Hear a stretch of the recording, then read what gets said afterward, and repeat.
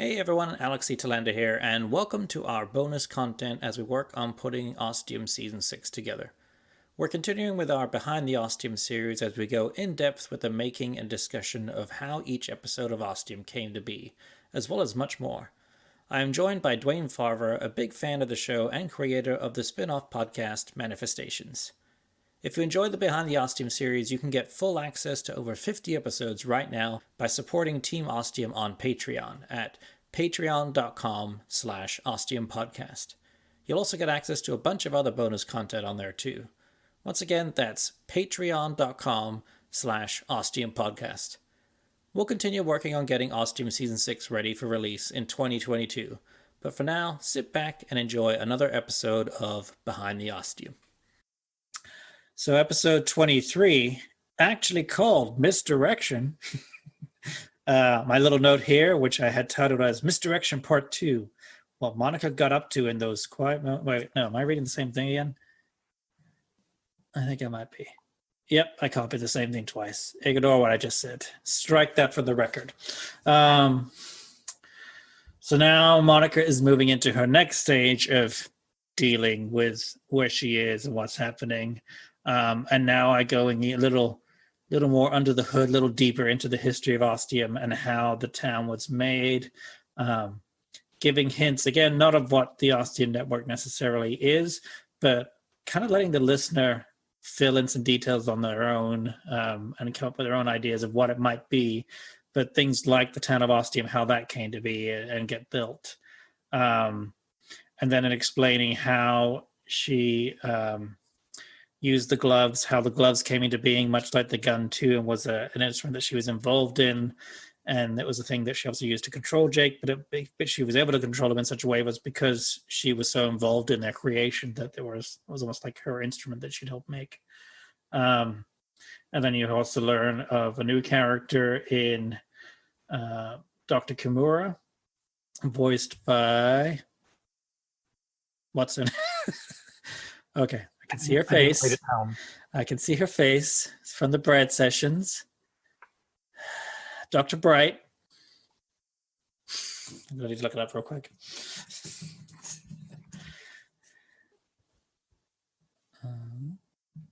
She beat me to it. I did like the explanation of how it had to be something unassuming. Mm-hmm. Minor kind of, but not phallic like in Men in Black. Yeah, that's a Monica way of describing it. Actually, that may have been Dr. Kimura that said that. Yes, it was. It was her few little lines. So it is voiced by Julia Morizawa. I was so delighted to be able to get her on for a little bit, just for a couple of lines. And so I had to make them good. So that's why she had the good little phallic line, which felt right. And again, a little nod to another time travel playing with different things movie series. And one day, if it happens, I really wanted to do a mini series, possibly. Yeah, it'll be a mini series. I don't think it'll be its own show. I hope not. Of Dr. Kimura and her story and everything too. Because at the end of it, Monica says that she might have had a thing for her too. It seems like Dr. Kimura was very much. She was okay with going against the Ostium Network. She definitely had her own point of view. Right. So it would definitely be an interesting character to write for. Yeah, and see what her intentions were, what her goals were, and where her kind of moral compass was lay, and what she was hoping to get out of the Ostium Network, and where she is now. Where's everyone? Yeah, I really want to know. I do too. Yeah, one day we'll find out. Actually, season 6 is a plan. That's how I would explain some of that.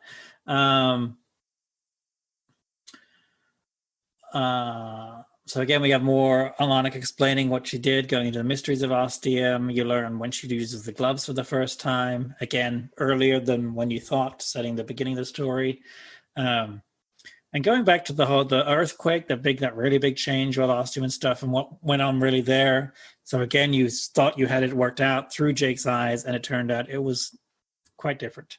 That the earthquake was still a big event that she hadn't expected, but being Monica, she was able to deal with it and adapt to it as she needed to get what she needed. And also, it's in this episode she admits she's from the future. And again, playing around with, if you haven't guessed by now, that you should be, with all the hits that have been dropped. Did you know she was from the future, or had you guessed? I had a theory, Right, that she wasn't from the same time as Jake. I just wasn't sure when. right. Or that I also was thinking she was possibly someone born. I don't know where I even came up with this. Born in the past, but taken to our time. Oh, okay, cool. Yeah. Like specifically, like raised as an operative of Ostium From the future, taken from the past to the future, and made part of the Ostium. Yeah. But so I don't even know where. Pretty close. Yeah. I did have a little fun with her, joking around with, as she's, she says she's doing these recordings. Who is she doing them for? Is she doing them for herself or some imaginary audience out there? So again, it was a little nod to this being a podcast. A little joke about climate change, which was fun to put in there too. And, it was easy to fix, but I'm not going to tell you what it is. Yeah, and she mentioned, yes, there are aliens, but she's not telling us about them either. That's another spin-off show maybe or something. Again, it was a little fun with plantings and stuff. Here again, much like I'd done through the previous seasons, planting little things that I will very likely pick up again at some point and fulfill in some way, explain in some way. Yeah. Well, that kind of feeds into a question that I had wrote down. Is there a long-term connection and or resolution planned for the worldwide disasters? I'd say yes. I haven't read it yet, but my plan is to explain and understand that more. Again, I haven't read. I've just done the first episode and a bit of the second episode in season 6, but I am planning to explain some of that or learn that for myself, what actually happened, and then tell you guys about it. We'll see how that goes. That'll be with season 6 coming out 2021 at some point. And with this, with Monica using the gloves as this tool that becomes almost, I definitely was playing a little bit with, she knows how to use them.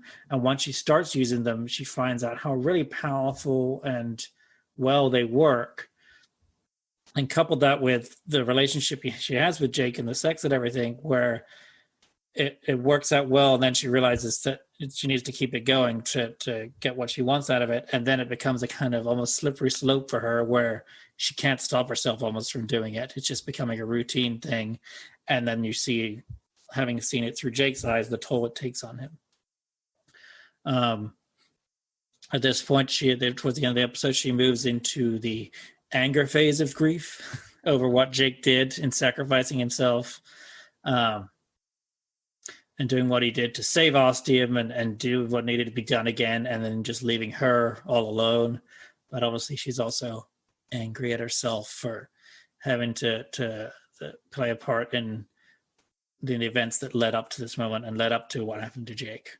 So that kind of that's how the episode really ends, with her coming out of it, understanding what happened and why she did it, but also for the first time having a spark of hope and starting to think there might be a chance that she can come back from this, and when if she sees Jake again, that there might be still something there that they can grow and rekindle.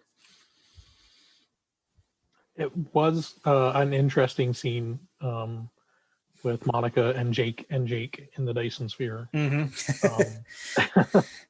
And it, I mean, just going back to when I first listened to that the first time, I believe I was trying to work out in my head, was Monica sorry that what she did caused this?